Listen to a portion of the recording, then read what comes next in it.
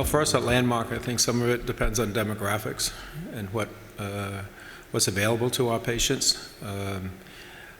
We don't communicate necessarily digitally in terms of the pharmacy. We do a lot of, and I'm talking about when the patient's in the hospital. My pharmacists are out there, they do discharge counseling. We provide them with medication cards. They're fairly broad, generic type of cards. So we have a face-to-face, and we leave them some information as well. And starting this month, we've begun pharmacist-based phone calls to our patients about 72 hours after discharge to simply ask them if they're taking their medications, if they've had any issues. You know, for so many of our patients, a lot of it's affordability, so we have to understand that.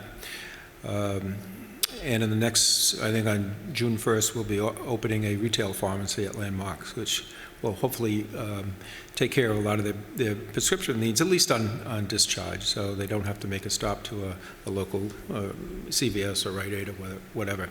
So, but I have to say, from a digital perspective, we're not there yet. But an interesting point. Yeah, I think at Kent we do similar things. We actually hired a transitions of care pharmacist who does discharge counseling, looks at high-risk patients that get readmitted to the hospital, looks for problems. But that's all done really traditional communication. So she uses face-to-face contacts, follow-up phone calls. We're not really sending anything digital directly to patients. There are, some of the hospital systems are doing what's called patient portals. A lot of the medical groups are doing that too, where patients can log right in and see their medical record.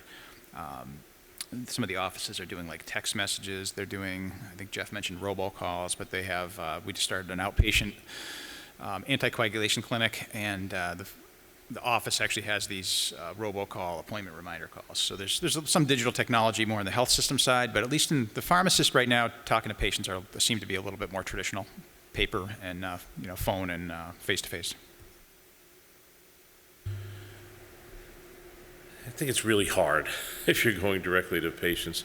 I think the individuals that are successful in gaining the patient's time are those that they trust. So one of the things that we've been asked by CMS to do is to build out more patient-reported outcome measures.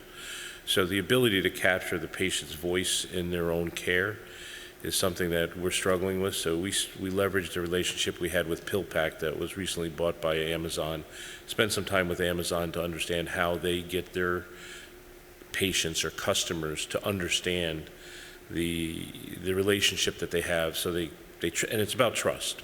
It's about performance in the long run and ease, but it is about trust. So the ability for us to figure out how to gain the patient's voice in their own outcomes is typically short and sweet and leverage the interaction point where they have trust. So unlike many patient-reported outcome attempts in the past, we're going to try to do that at the pharmacy where they already trust the pharmacist to be able to do it. So we got to get an ROI for the pharmacies to be willing to leave the time and the space that a customer would do that. So what can we return to the pharmacy to allow us to put an iPad there to be able to do it in a doctor's office, to do it in a clinic.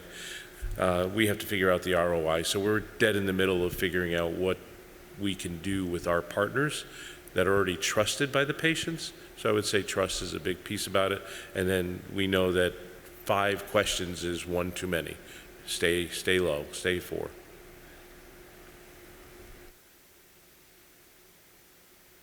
You know, I think that's a great point that Jeff made about trust, and as we're developing our meds to beds program and with our pharmacists, and that's why I think it's so important to try to get that trust, to start to build that trust when we see them in their bed before they're being discharged. So that's a really good point. I appreciate what Jeff just said.